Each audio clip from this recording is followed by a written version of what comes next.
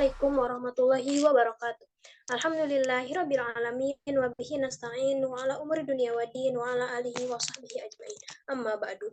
Puji syukur marilah kita panjatkan kepada Allah Subhanahu wa taala yang telah memberikan rahmat dan juga kesempatan kepada kita sehingga kita bisa melakukan kegiatan kita dengan baik.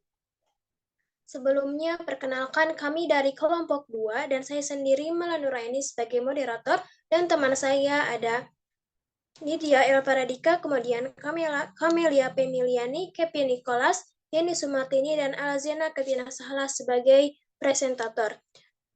Di sini kami akan mempresentasikan hasil diskusi dari kelompok kami dengan judul vaksin sebagai pengembangan ilmu pengetahuan di bidang kesehatan. Untuk mengefektifkan waktu, marilah kita mulai acara presentasi ini dengan pemateri pertama yang akan disampaikan oleh Nidia. Kepada Nidia dipersilahkan. Baik, terima kasih kepada Mala. Saya akan menjelaskan next peran iptek di bidang kesehatan. Teknologi atau iptek dalam segala sektor semakin lama semakin besar. Dalam teorinya, komputer telah memprediksi bahwa inovasi ilmu pengetahuan dan teknologi akan mendorong pertumbuhan ekonomi. Selain di dalam bidang ekonomi, peran ilmu pengetahuan dan teknologi sangat menonjol dalam sektor militer dan juga kesehatan. Khusus dalam bidang kesehatan, kemajuan ilmu pengetahuan dan teknologi dapat kita lihat dalam penemuan obat-obatan di bidang farmasi. Salah satunya adalah penemuan berbagai macam vaksin untuk pengobatan berbagai penyakit. Salah satu yang telah dibuat adalah vaksin untuk COVID-19 yang menjadi kontroversial dan perbincangan akhir-akhir ini, di mana vaksin ini merupakan salah satu cara yang dianggap ampuh untuk menekan penularan COVID-19 di seluruh dunia, khususnya di Indonesia. Di Indonesia sendiri telah berhasil membuat vaksin COVID-19 yang dinamai vaksin merah putih. Hal ini menjadi bukti bahwa ilmu pengetahuan dan teknologi di bidang kesehatan Indonesia sudah mulai berkembang. Penemuan vaksin ini tentunya melewati tahap yang cukup panjang. Tiap tahapan yang ada tidak pernah lepas dari sikap pro dan kontra dari masyarakat. Bukan saja karena ilmu pengetahuan dan teknologi yang dipermasalahkan, melainkan juga implikasi dan dampak yang ditimbulkan terhadap manusia. Banyak informasi yang beredar di masyarakat menyebutkan bahwa vaksin ini membawa dampak negatif bagi para penggunanya. Mereka mengatakan bahwa banyak efek samping dari vaksin ini yang bisa menyebabkan berbagai penyakit hingga menyebabkan kematian. Hal ini tentunya menimbulkan perdebatan antar kalangan masyarakat dengan pemerintah. Mereka menganggap bahwa pemerintah hanya mempermainkan mereka lewat vaksin ini. Perdebatan ini timbul karena kurangnya rasa kepercayaan masyarakat terhadap pemerintah dan juga terhadap perkembangan ilmu pengetahuan dan teknologi. Next.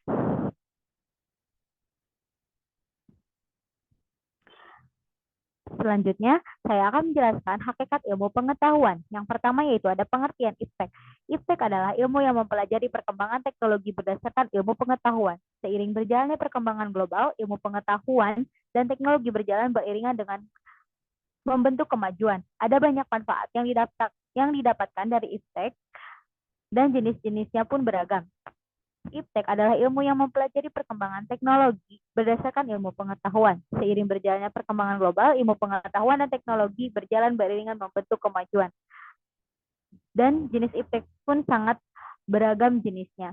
Yang kedua yaitu Pancasila sebagai dasar pengembangan iptek. Pembangunan atau pengembangan ilmu pengetahuan dan teknologi. Pancasila sebagai ideologi memenuhi seluruh aktivitas bermasyarakat, berbangsa, dan bernegara. Demikian pula halnya dengan aktivitas ilmiah. Pengembangan iptek harus tetap memenuhi nilai-nilai yang terkandung dalam Pancasila. Adapun nilai-nilai Pancasila sebagai pengembangan iptek adalah yang pertama nilai ketuhanan yaitu sila pertama, yang kedua nilai kemanusiaan yaitu sila kedua, yang ketiga nilai persatuan yaitu sila ketiga, yang keempat nilai kerakyatan yaitu sila keempat, dan yang kelima nilai keadilan yaitu sila kelima. Yang ketiga yaitu urgensi kedudukan Pancasila sebagai dasar. Sebagai dasar pengembangan iptek, kemajuan iptek tidak selalu berdampak baik bagi kemajuan negeri. Bahkan seringkali karena kemajuan-kemajuan tersebut, generasi muda menjadi hilang spiritnya dalam mempertahankan nilai-nilai budaya bangsa yang sudah tertanam sejak dulu. Ini bisa jadi disebabkan oleh romantisme budaya yang semakin berkembang akibat tergerus oleh implikasi globalisasi yang syaratnya dengan kebebasan. menurut Ilahi 2012. Oleh karena itu, pengembangan IPTEK harus tetap didasari oleh Pancasila karena Pancasila merupakan rumusan dan pedoman kehidupan berbangsa dan bernegara bagi seluruh rakyat Indonesia. Ini berarti bahwa semua aktivitas kehidupan bangsa Indonesia harus sesuai dengan Pancasila. Selanjutnya akan dijelaskan oleh presentator kedua, saya persilahkan. Baik, terima kasih kepada Nidia. Yang selanjutnya saya akan menjelaskan pengertian vaksin. Menurut Kementerian Kesehatan, vaksin adalah produk biologi yang berisi antigen berupa mikroorganisme atau bagiannya atau zat yang dihasilkannya yang telah diolah sedemikian rupa sehingga aman, yang apabila diberikan kepada seseorang akan menimbulkan kekebalan spesifik secara aktif terhadap penyakit tertentu. Sementara vaksin COVID-19 merupakan salah satu upaya pemerintah Indonesia dalam menangani masalah COVID-19. Vaksin dibuat dengan tujuan untuk meminimalisir penyebaran COVID-19, menurunkan angka positif dan kematian akibat COVID-19, mencapai kekebalan ke kelompok atau herd immunity, dan melindungi masyarakat dari COVID-19 agar tetap produktif secara sosial dan ekonomi.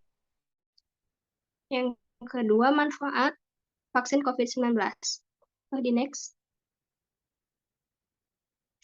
Pemberian vaksin COVID-19 memiliki banyak manfaat. Salah satunya adalah untuk meningkatkan kekebalan tubuh dari paparan COVID-19 dan mencegah mutasi baru dari COVID-19.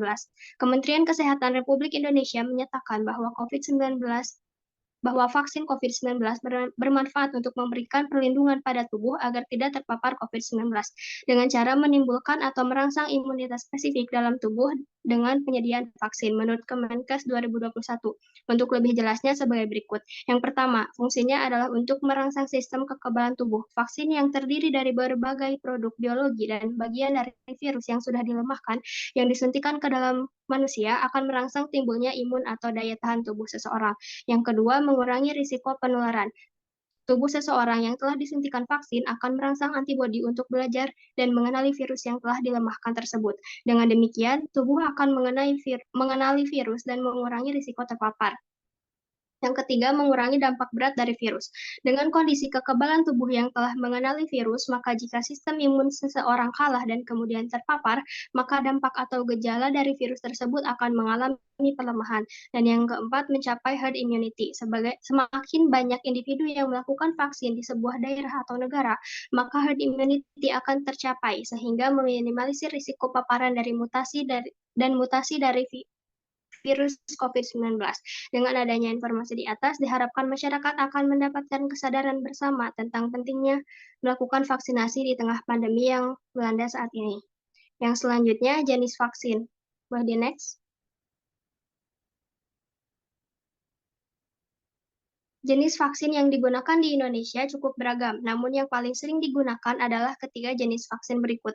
Yang pertama, Sinovac. Vaksin Sinovac atau CoronaVac adalah vaksin COVID-19 pertama di Indonesia yang mendapat izin penggunaan darurat atau EUA dari BPOM pada 11 Januari 2021.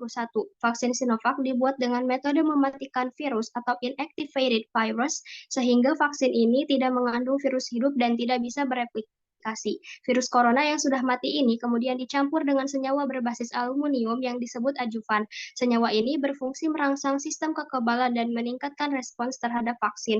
Kenapa Indonesia memilih Sinovac? Direktur Utama Bio Farma, Honesti Bashir, menjelaskan bahwa dasar pemilihan vaksin COVID-19 harus memenuhi beberapa aspek, yakni keamanan, cepat, dan mandiri. Dari segi keamanan, vaksin ini telah melalui serangkaian pengujian, yaitu praklinis, uji klinis tahap 1, 2, dan 3. Ini karena vaksin dari Cina ini telah dinyatakan sebagai salah satu vaksin yang telah mendapatkan pengakuan dari segi mutu oleh WHO.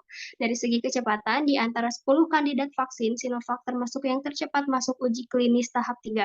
Sementara dari segi kemandirian, dengan begitu banyaknya vaksin yang dibutuhkan dan ini tidak dapat terpenuhi jika hanya mengharapkan dari luar, maka PT Bio Farma melakukan transfer teknologi dan mendukung kemandirian bangsa dalam memproduksi vaksin COVID-19 sebagai strategi dalam penyediaan vaksin COVID-19 bagi masyarakat Indonesia. Yang kedua, AstraZeneca. Jika vaksin Sinovac terbuat dari inactivated virus, maka vaksin AstraZeneca dibuat dari hasil rekayasa genetika atau viral vector dari virus flu biasa yang tidak berbahaya. Berdasarkan hasil uji klinis, WHO juga telah menyatakan bahwa AstraZeneca dinilai efektif untuk melindungi masyarakat dari risiko COVID-19 yang sangat serius, seperti rawat inap, penyakit parah, hingga mencegah kematian dengan tingkat efikasi antara 63% hingga 75%. Vaksin COVID-19 buatan perusahaan farmasi Inggris AstraZeneca ini mendapatkan izin penggunaan darurat dari Badan POM pada tanggal 22 Februari 2021. Efek samping yang umum terjadi setelah mendapatkan vaksin AstraZeneca antara lain nyeri, memar pada bagian yang disuntik, demam, menggigil, kelelahan, sakit kepala, mual, nyeri sendi dan otot, hingga yang lebih serius seperti muntah, diare, atau penggumpalan darah. Menurut informasi yang diperoleh dari media sosial bahwa jenis vaksin AstraZeneca 70% dan lebih efektif dibandingkan dengan jenis vaksin Sinovac. Dan yang ketiga adalah Moderna. Vaksin Moderna merupakan jenis vaksin mRNA atau messenger RNA. Berbeda dari Sinovac yang menggunakan virus yang dilemahkan atau dimatikan, Moderna menggunakan komponen materi genetik yang membuat sistem kekebalan tubuh memproduksi spike protein. Protein yang merupakan bagian dari permukaan virus corona. Setelah melalui uji klinis fase ketiga, vaksin jenis ini mendapatkan jenis penggunaan darurat dari Badan POM pada tanggal 2 Juli 2021 dengan tingkat efikasi sebesar 94,1% pada kelompok usia antara 18 hingga 65 tahun. Efikasinya kemudian menurun menjadi 86,4% untuk usia di atas 65 tahun. Berdasarkan hasil uji klinis juga menunjukkan bahwa vaksin Moderna aman untuk kelompok populasi masyarakat dengan komorbid atau penyakit penyerta seperti penyakit paru kronis, jantung, obesitas berat, diabetes, penyakit lever hati, dan HIV. Untuk materi selanjutnya akan disampaikan oleh Kevin.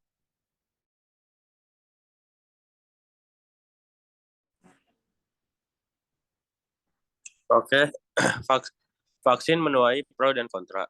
Kemajuan teknologi di bidang kesehatan vaksin menuai pro dan kontra. Coronavirus disease atau COVID-19 adalah jenis virus baru yang menyerang imunitas tubuh serta dapat menyebabkan kematian. Proses penyebaran penyakit yang cepat menjadikan setiap pribadi merasa cemas dan tegang. Rasa khawatir akan dapat memicu individu jatuh pada situasi psikosomatis dengan keluhan sulit bernapas dan pusing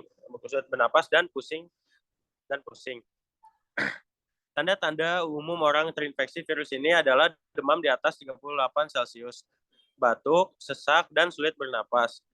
Virus ini berawal dari kota Wuhan di Cina. Pada awalnya, virus ini diduga akibat paparan dari pasar makanan laut yang menjual banyak spesies hewan hidup. Kondisi ini dengan cepat meluas ke kota lain di Tiongkok. Badan Kesehatan Dunia atau World WHO menyebarluaskan COVID-19 sebagai pandemik sejak 12 Maret 2020.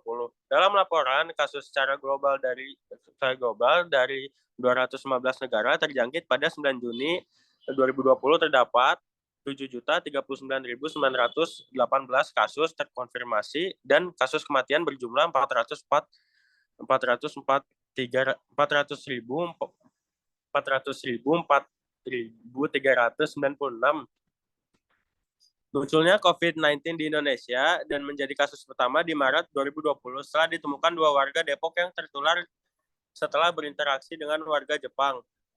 Virus tersebut menyebar sangat cepat di berbagai wilayah Indonesia, sehingga menempatkan Indonesia berada di posisi tertinggi pada kawasan Asia Tenggara dengan kasus positif terbanyak 999.256 kasus, serta nomor ketiga di Asia dengan kematian sebanyak 28.132. Vaksin dianggap sebagai intervensi yang paling membutuhkan banyak waktu, dan ratusan lembaga global terlibat dalam kecepatan pengembangan vaksin. Keraguan-keraguan vaksin sedang meningkat, bervariasi dari berbagai negara, dan dikaitkan dengan pandangan dunia konspirasi.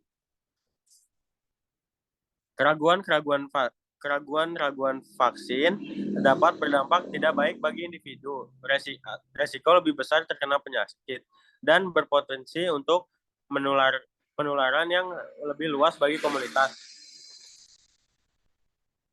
Pandemi COVID-19 menimbulkan status kedaruratan di Indonesia melalui keputusan Presiden nomor 11 tahun 2020. Indonesia telah mengumumkan status kedaruratan kesehatan. Berbagai upaya dilakukan dalam rangka mengatasi dampak pandemi COVID-19. Salah satunya adalah upaya vaksinasi. Namun, di masyarakat timbul pro kontra terkait vaksinasi tersebut. Sejumlah kalangan masyarakat menolak untuk divaksin. Hasil penelitian menunjukkan bahwa vaksinasi yang pada mulanya adalah hak setiap orang mendapat menjadi suatu kewajiban mengingat situasi kedaruratan di Indonesia saat ini. Hal ini karena seseorang yang tidak divaksin berpotensi untuk menularkan bahkan membunuh orang lain. Adapun mengenai pemidanaan, hal tersebut seyogianya menjadi ultimum remedium.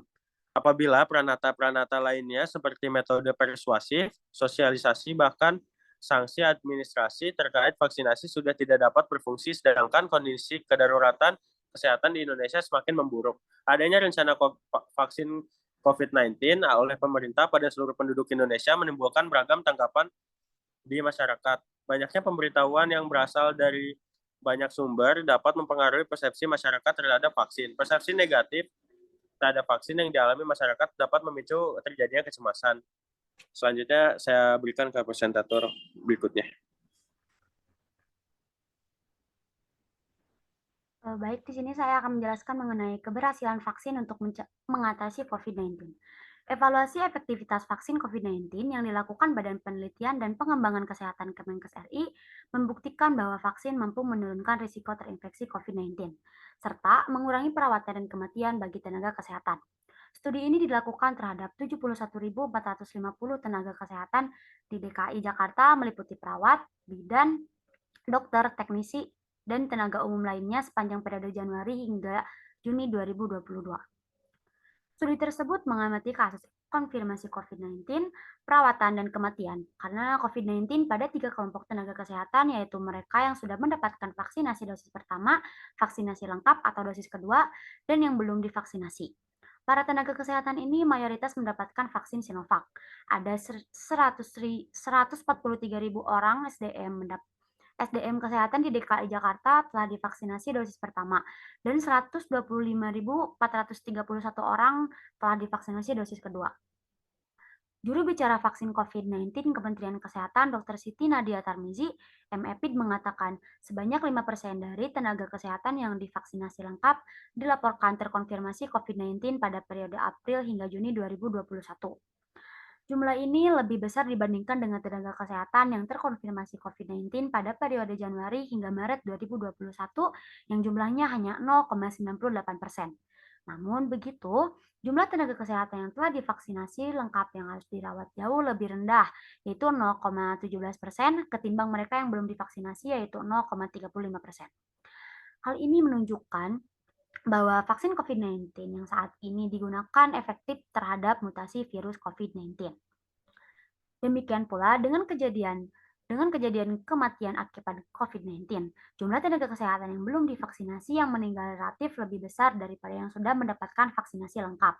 Begitu juga tenaga kesehatan yang baru mendapatkan vaksinasi dosis pertama, jumlah yang meninggal akibat COVID-19 relatif lebih banyak daripada mereka yang menerima dosis lengkap. Pada 2 periode observasi di Januari hingga Maret dan April hingga Juni 2021, terlihat bahwa proporsi kasus meninggal karena COVID-19 pada tenaga kesehatan yang belum divaksinasi 0,03%. Tidak berbeda dengan tenaga kesehatan yang telah mendapatkan vaksin dosis pertama 0,3%. Sedangkan vaksinasi dosis lengkap melindungi tenaga kesehatan dari risiko kematian dengan rasio 0,001% pada periode Januari hingga Maret 2021 dan 0,01% pada periode April hingga Juni 2021. Data-data tersebut memperlihatkan bahwa vaksinasi COVID-19 dosis lengkap dapat diandalkan untuk melindungi tenaga kesehatan dari risiko perawatan dan kematian akibat infeksi COVID-19. Efektivitas vaksin COVID-19 dosis lengkap dalam mencegah infeksi COVID-19 pada bulan Januari hingga Maret sebesar 84% atau dengan kata lain hanya 2 dari 10 tenaga kesehatan yang telah divaksinasi lengkap berpeluang terinfeksi COVID-19. Selanjutnya akan saya berikan ke presentator. Baik, terima kasih kepada Kamel. Selanjutnya yaitu vaksin dalam perspektif nilai-nilai Pancasila. Pancasila sebagai dasar negara dan pandangan hidup bangsa yang dipercaya sebagai perisai pelindung bangsa tentunya juga harus ikut berperan dalam menghadapi kemajuan iptek. Nah, perkembangan iptek yang menonjol pada saat ini adalah pada bidang kesehatan, yaitu adalah salah satunya vaksin. Vaksin adalah produk biologis yang dapat meningkatkan imunitas spesifik atau penyakit tertentu. Salah satu jenis vaksin adalah vaksin COVID-19 yang menjadi perbincangan dan menimbulkan berbagai sikap pro dan kontra dari masyarakat akhir-akhir ini. Mengingat tujuan utama vaksin COVID-19 ini adalah untuk mensejahterakan kesehatan masyarakat dengan tujuan yang hendak dicapai adalah menurunkan angka kesakitan dan angka kematian akibat virus COVID-19. Agar masyarakat bisa melindungi diri sendiri dan juga orang sekitar. Maka vaksin ini harus bisa diterima sepenuhnya oleh masyarakat agar tetap mengedepankan nilai-nilai Pancasila dalam penerapan kepada masyarakat. Dalam konteks penerapan vaksin COVID-19 sebagai salah satu solusi dapat diambil dalam menangani masalah COVID-19. Maka sila-sila Pancasila dapat menjadi sistem etika yang fundamental sehingga mendapatkan masyarakat yang kontra terhadap vaksin COVID-19 ini bisa diterima secara rasional karena sudah sesuai dengan nilai-nilai dari setiap sila Pancasila. Nilai-nilai Pancasila diantaranya adalah sebagai berikut. Yang pertama yaitu nilai ketuhanan. Sila ketuhanan yang Maha Esa, di mana sila ini memberikan dasar bahwa iptek tidak hanya memikirkan apa yang ditemukan, apa yang dibuktikan, dan apa yang diciptakan, tapi juga harus dipertimbangkan maksud dan akibatnya.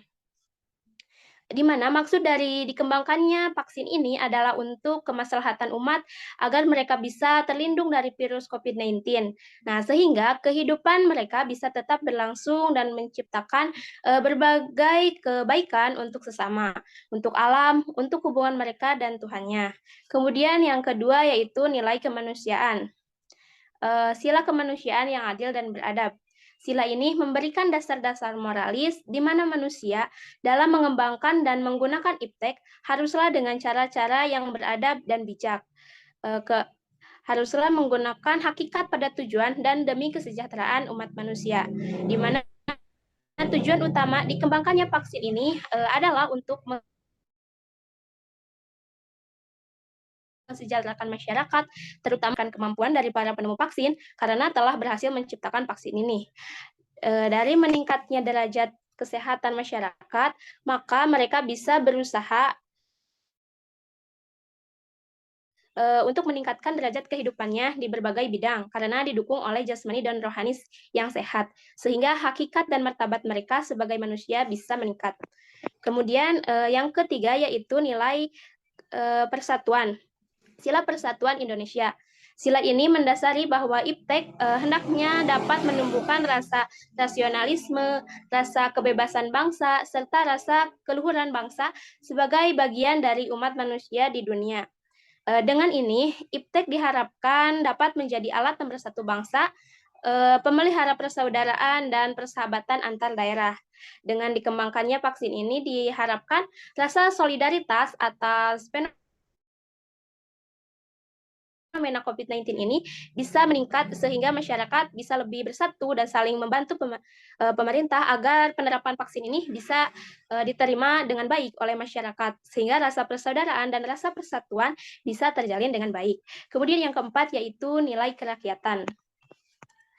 Sila kerakyatan yang dipimpin oleh hikmat kebijaksanaan dalam permusyawaratan perwakilan.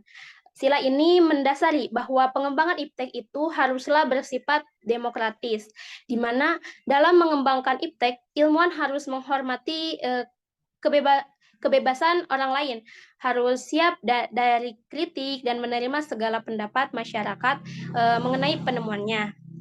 Kemudian para pengembang vaksin juga pastinya harus sudah siap terhadap berbagai kritik dan dari masyarakat agar bisa terciptanya vaksin yang lebih baik lagi. Kemudian yang kelima yaitu nilai keadilan. Sila keadilan sosial bagi seluruh rakyat Indonesia. Sila ini sebagai dasar dalam pengembangan iptek dalam menjaga keseimbangan keadilan dalam kehidupan kemanusiaan, yaitu keseimbangan keadilan dalam hubungan dengan diri sendiri, dengan manusia dengan Tuhannya, serta antara manusia dengan manusia lain, kemudian juga manusia dengan alam lingkungan. Dengan Dengan dikembangkannya vaksin ini, diharapkan terciptanya keseimbangan keadilan dalam kehidupan bermasyarakat, dan semua masyarakat bisa hidup dengan sehat dan terhindar dari keresahan terhadap penularan COVID-19 ini. Untuk selanjutnya, saya serahkan kembali kepada moderator. Baik, terima kasih kepada presentator yang telah menyampaikan materinya pada kesempatan kali ini. Baiklah, untuk itu maka dari materi yang telah disampaikan tadi bisa ditarik kesimpulannya bahwa yang pertama, vaksin sebagai pengembangan iptek menuai pro kontra dari masyarakat. Yang kedua, efektivitas vaksin untuk mengatasi COVID-19 dosis lengkap dalam mencegah infeksi COVID-19 pada bulan Januari sampai Maret sebesar 84% dan terbukti efektif untuk mengatasi COVID-19.